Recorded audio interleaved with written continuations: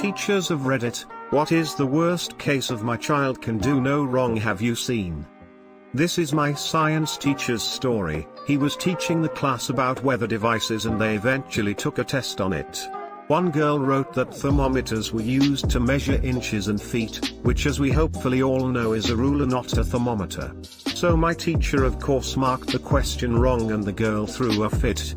She started arguing with my teacher about how she was correct and how dare he mark the question wrong. She ended the rant by saying she would tell her dad about it, and later my teacher got a call. As soon as he picked up the phone, a male voice was shouting about how his daughter was wrongly failed and how dare my teacher take away points from his precious princess. My teacher tried to explain her answer and how a thermometer was not used to measure feet and inches and that is in fact a ruler. Her father wasn't having any of it and started screaming that my teacher was wrong and that his daughter was right and that my teacher is stupid and inexperienced and awful at his job. After a while of this, my teacher eventually gave in and agreed to change the mark on her test and her father was satisfied. Now he tells this story whenever he teaches the weather portion of his class to make sure everyone knows the difference between a thermometer and a ruler. I find it upsetting that the entitled girl and entitled father got their way, but there wasn't much my teacher could do. Me, don't open this thread, it will just make you mad. Opens thread me, god damn it.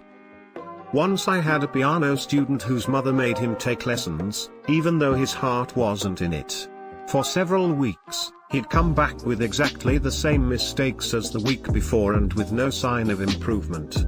I made it comfortable for him to describe weekly practice and his thoughts about taking piano lessons. He said that he had no interest in the piano, or any other instrument, and that he pretended to practice to get his mother off his back. I told his mom that forcing him to take lessons was a mistake, that his heart wasn't in it and that it might turn him against music forever to persist.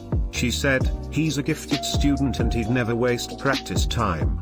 I simply said that I have his best interests in mind and that he needs to pursue something he's genuinely interested in, and not be coerced into studying as a result of parental pressure. The boy gave me an appreciative hug. But his mom looked daggers at me as they walked away. It's pretty common for Chinese parents to send their kids to learn an instrument when they have no interest in it, thinking they'll get interested once they start taking lessons. I've been that kid before. Wish I had taken the lessons with you instead. My grandma put me on these paid arts classes even when I had no artistic talents. It was just frustration after another seeing how gifted kids actually made art no matter what materials were given, and I was pretty much at the level of drawing stick figures. Naturally I could see everyone else be like, what is he doing here? And it made me even less interested in arts. I taught at a school in a mega affluent community. Colossally wealthy families that lived in castles, very powerful and influential people. Most of the kids were lovely, but there were plenty of shits, and some were just downright unbelievable. It wasn't the kids' fault, mind you, they were just spoiled to the point of being devoid of common sense and reality. One particular boy, who we'll call Francis, had basically given up on school. He knew he was set for life and put zero effort into anything. His grades were so poor at one point that his parents, completely aloof and dependent upon Francis' team of au pairs, Francis called his parents by their first names, mind you, proposed buying passing grades so that Francis could move on to the next grade. Basically, Dad pulled out the checkbook and asked for the amount. Loads of Francis stories. I wish to hear more of the stories of Francis. Plus any others if you have some more and you have the time. We have this kind of meeting every year with his teachers. We know, son's name, can't do multiplication. He was a freshman in high school in pre-algebra. How he passed 3rd, 8th grade is beyond me, besides teachers just passing him to get rid of him. These people had money, they had resources, they could have gotten him tutoring years ago to help him. Instead they preferred we just pass him and excuse his acting out because he refused and couldn't do the work because he didn't have the basic foundation. He couldn't do multiplication, so he couldn't do division, and it all spiraled from there. They were so calm about it, like, what's the problem with that? So what? I was floored. Greater than past 3rd, 8th grade is beyond me. Besides teachers just passing him, I really think that's what they do now. My son got more F's in 4th grade than anything else, but somehow still moved on to 5th grade. I asked the teacher about it at the end of the year, but she never replied. Thankfully, we were able to turn that around in 5th grade, but still. Passing kids like that doesn't do them any favors, just shows them that they can fuck off all the time and still keep moving forward, which will be a hard wake up when they hit the adult world. My brother skipped more days of school in 7th grade than actually going. He just played Fortnite all day. He also didn't have to do testing. Needless to say, they still allowed him to move on to 8th grade. Kid consistently came to class stoned. His jacket reeked of weed. I called the mom already and she told me that her kid promised that he did not use drugs. Fair enough, I'm not the police. If the mom doesn't care, then it goes way down on my priority list. He gets suspended a few times for having drugs on him. Mom hires lawyers and appeals every suspension, because her kid was just holding drugs for friends. Some actually get overturned because the evidence is thin and administration doesn't want to deal with mom and lawyers, but some of them stick. Eventually, he is dumb enough to prompt a search of his locker where they find his impressively large stash. He gets suspended for that as well. Mom calls me to get the homework for the classes he is missing, and as we are chatting she lets me know that her son got framed and, yes, has still never used drugs in his entire life. I didn't argue the point, some causes are completely lost. Not a teacher story, but in the mold. I have 2 sons, 18 months apart. When they were about 8 and 9, maybe a little older, I took them to the Lego store, where they wanted to spend their allowance. They each had a pot of money to spend, and they carefully looked at all of the sets that they had been eyeballing for some time, but then they got together and decided that if they pooled their money, they could get one big set and each of them could build parts of it and then have it as a joint toy. They sat there and figured out how much they had and they were about $12 short, and I told them not to worry about it. I told them that I was so proud that they wisely were spending the money and working together smartly, and that I would pick up the additional leftover amount. As we were talking, we saw a friend of theirs. He was there with his mother. He walked up and said hello, and in his hands was a Lego Death Star, which, if I recall, was about $600. And oh God, was he bragging about it.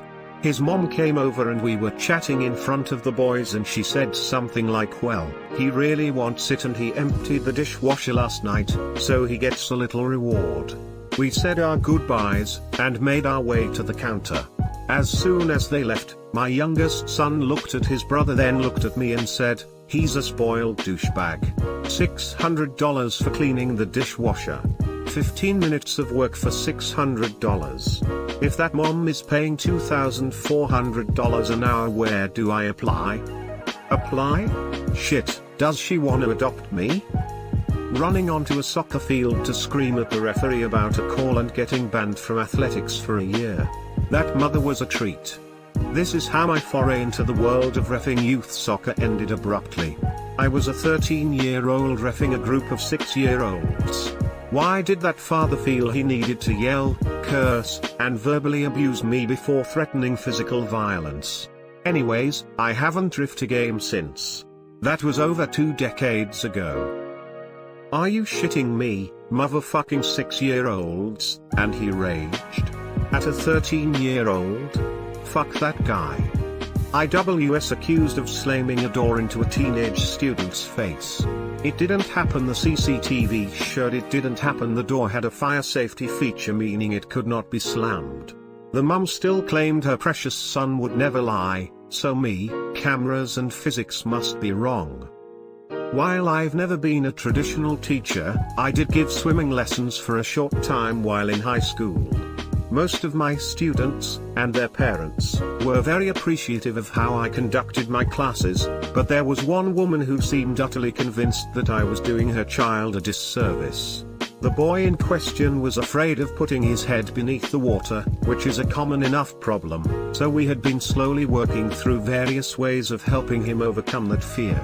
Unfortunately, every single time that his mother was nearby, she would scream about how I had no right to force her son to do anything, after which she would loudly address him as though nobody else was within earshot.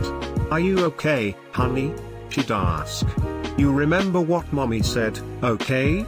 You do not listen to that man.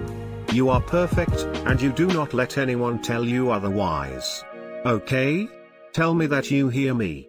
The poor kid would mutter his acknowledgements, then sulk near the edge of the pool until his mother finally left. The good news is that the woman would almost always disappear not long after dropping off her son, leaving me to start undoing the damage. I'd like to think that I still had a positive impact on the boy's life, but something tells me that someone had mistaken swimming lessons for a particularly wet babysitting service. TL, Doctor, in which I take on the role of a monster in the pool. I taught swimmer lessons for years. There were so many kids who would scream and cry as long as mommy or daddy were helicoptering and butting in. As soon as I got them to leave, suddenly kids are all smiles and trying new things. Luckily when I was running my own business I could set a no parents by the pool or the lesson is over rule. I didn't mind discussing things with parents before or after the lesson, but their interference always made it harder. I was fortunate enough to have a supervisor who would step in the way of nasty parents. Your kid is freaking out because you are freaking out. All of these people are trained to teach kids and nearly one has trained over 100 kids to swim and put their faces under the water. It's a process, it takes time. Step back for a few and watch your kid relax. One of my patients spit on my face once when I asked him what got him into trouble at school. His mother was right beside him and she said nothing until I glared at her for like 5 seconds. After which she pretended to scold the child. There's a reason the kid is the way he is, and it isn't random chance douchebag adults have douchebag kids unless they get super lucky. Absolutely. I had a few sessions with that patient. Not the kid, mind you, it was clear from the very beginning that the mother was the problem. But she wasn't really willing to change her behavior for the betterment of her kid, even if that meant continuing to have a perfectly neurotypical child acting like he had severe autism because of extremely poor education. Probably. I never had enough to check if the child had any mental disability or not, but I really don't think he did. My mom worked in special ed for public schools and one of her students was basically a vegetable. The girl had been deprived of oxygen at birth for long enough that she's not even capable of forming sentences or walking on her own. Her parents insisted she was just misunderstood and actually gifted. This mom fought tooth and nail to get her daughter into the school's gifted program even though her daughter couldn't even count to 10. Quite sad really. That's an extreme case, but it isn't uncommon for parents to have unrealistic expectations for children with developmental disabilities. It's sad because often time and effort could be spent in a more productive way, and for the kids it is not helpful.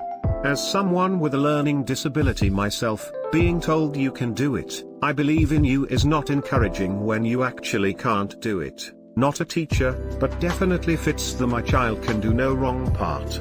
There was a small town I used to live in and the mayor's son was a massive shit. One night, he got pulled over and arrested for drunk driving by the town cop. The my son is an angel mayor promptly retaliated and within the month fired the cop for some bullshit reason. Was this in Ohio? I'm from there originally and this is the most Ohio thing I've ever heard. Sounds like it's from some part of Ohio, yes. There are also other parts of Ohio where the judge would toss the mayor into jail for interfering with a police investigation. Not a teacher, but I work on a college campus. Had a student that was arrested by campus police for committing a home invasion. The student kicked a door in, pointed a Glock at the occupant's face, point blank, and waited for his buddy to gather the occupant's PS4, controllers and games. They then left. Turns out, the gunman learned that the occupant egged his car a couple days before and this was his vengeance. Gunman's mother freaked out because her 19-year-old child had been arrested and held the belief that if her son's car had never been egged, he wouldn't have had to do that because her son was taught to command respect and was justified because he had been disrespected. Son got 3 years, lost his football scholarship and a decent chance to better his life. All very sad. I'm a Nikki, not a teacher, but hopefully that's okay. I once had a mother approach me before I had a chance to speak with her. She was livid that her son had banged up hands. I began to explain that there had been a disagreement with another child when the mother interrupted me to yell, "So you let my son get hurt because some other kid doesn't like him?" She off on how we were allowing her son to be bullied, we didn't care if he was hurt, on and on. Eventually she had to take a breath and I managed to explain that her son had attempted to punch another kid in the face, but he had wound up for the punch so dramatically that the other child managed to move out of the way and her son ended up grazing a tree trunk instead. The boy wasn't a bad kid. He was new to the center, his parents had recently split up and his dad wasn't allowed to see them due to some unmanaged mental health concerns.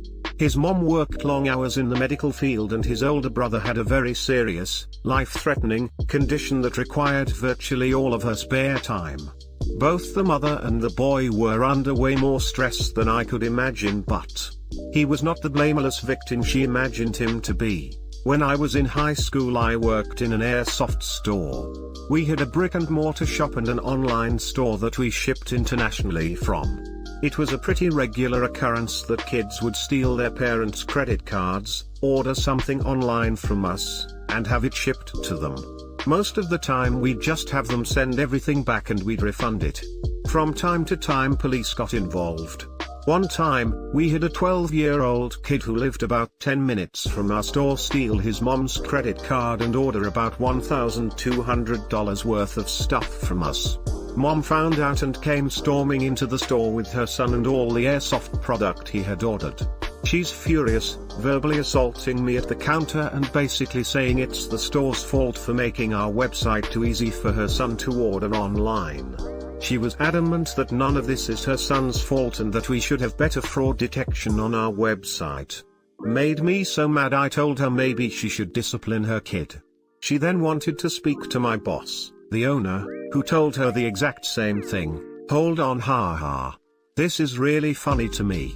I am a web developer and I'm very interested about what she thinks could have been done to detect her child's fraudulent activities short of sending and manually reviewing photo ID.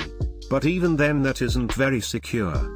Like, maybe phone confirmation of an order? Unless their child has his own phone. Honestly I kinda wish you had have asked just for the comedy of the answer. It probably would have put her argument off balance a bit. High school teacher here, and I happen to teach IB, International Baccalaureate, classes.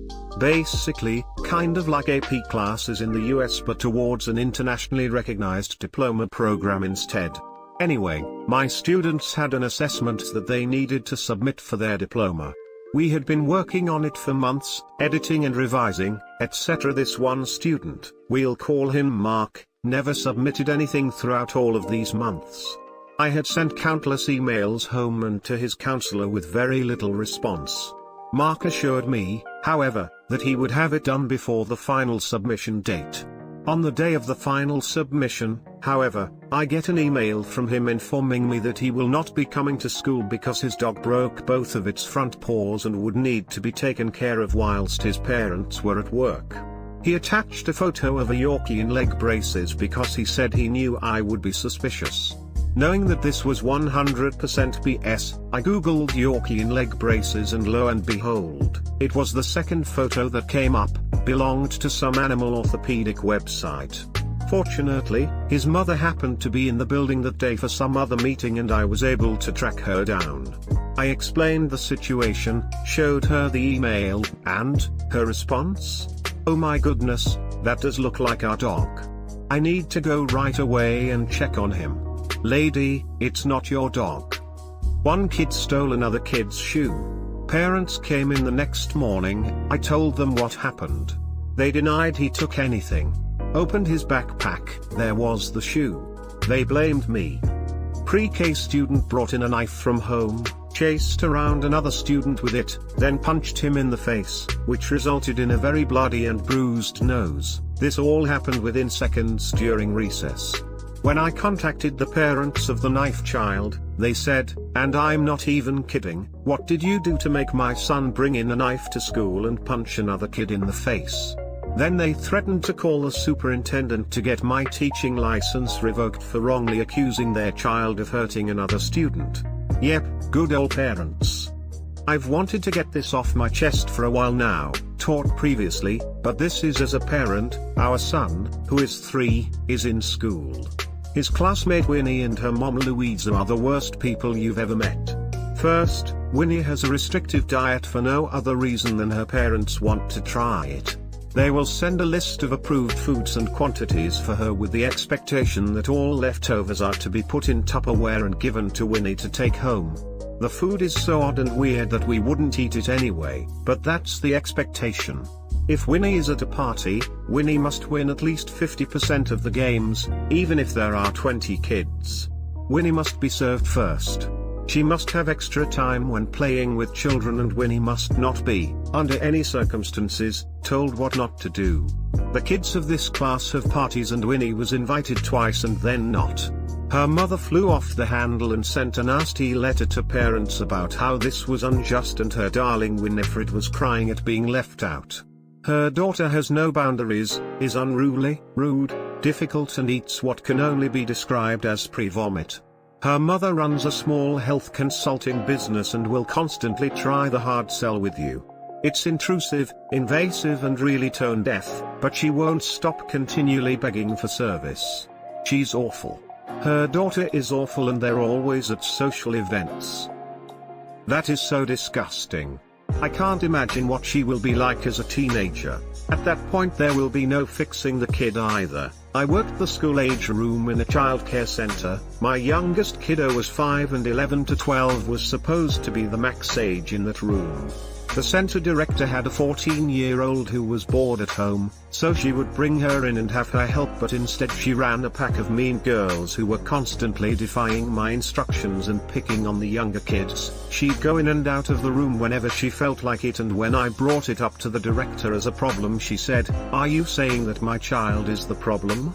I've told her that she should be helping you and she tells me about how helpful she is and that she is constantly doing things for you.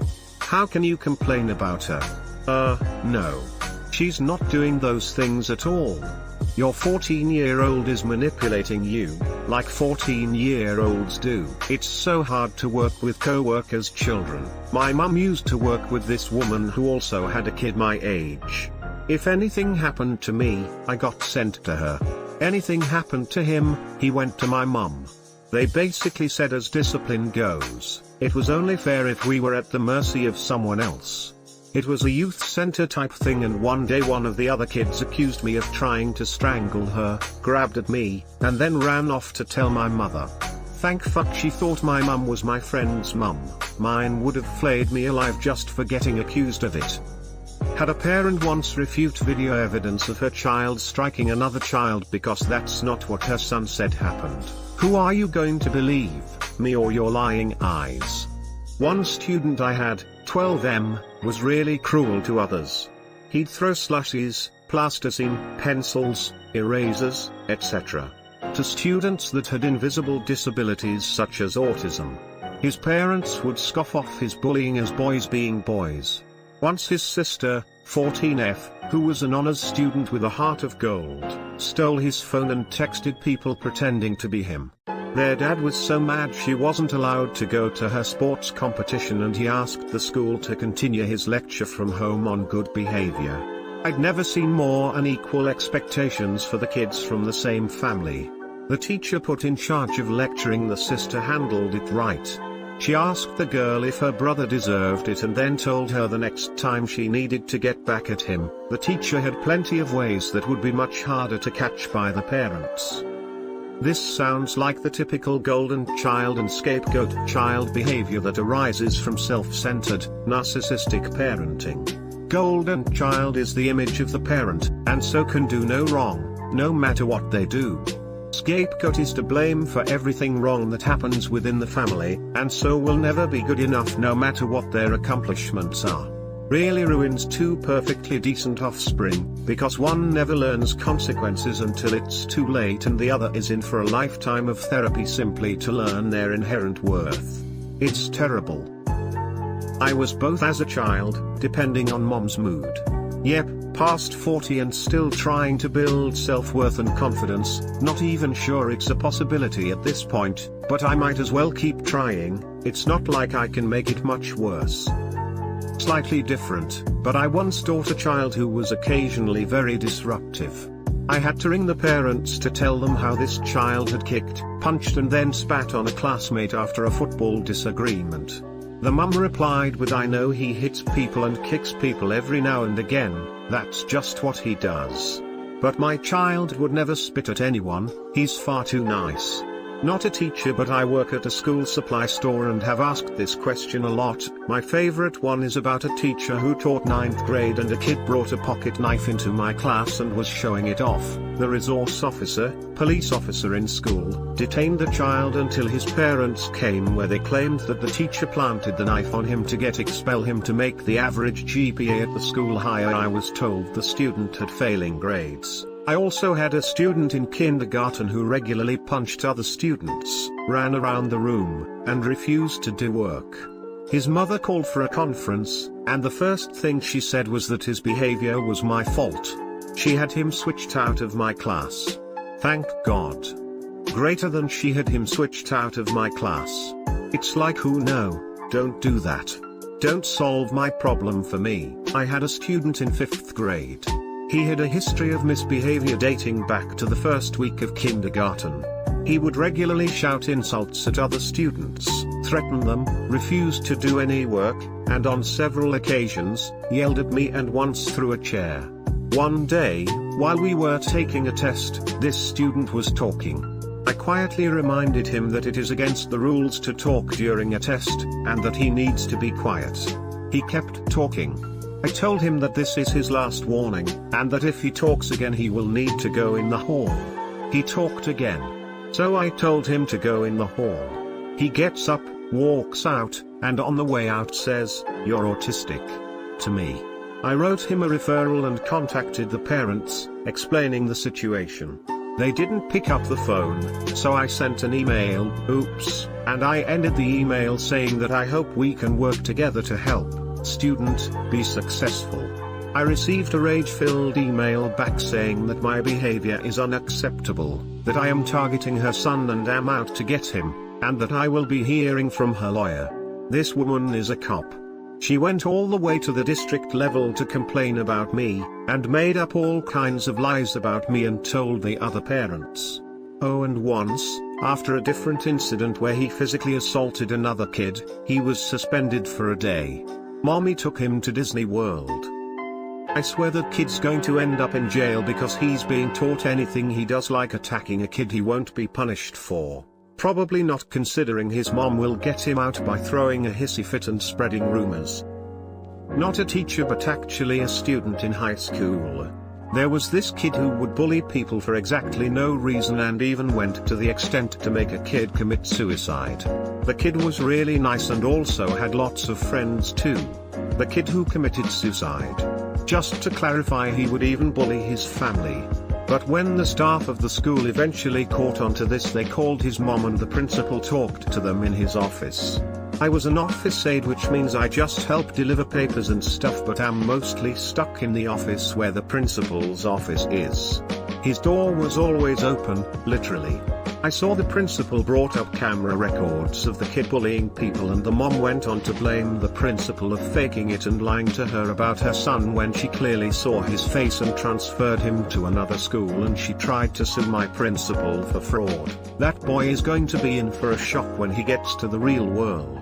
I hope he understands that he made someone kill themselves. The worst was when I called the kid's parents because he was harassing several girls and exhibiting violent behavior towards other kids in class.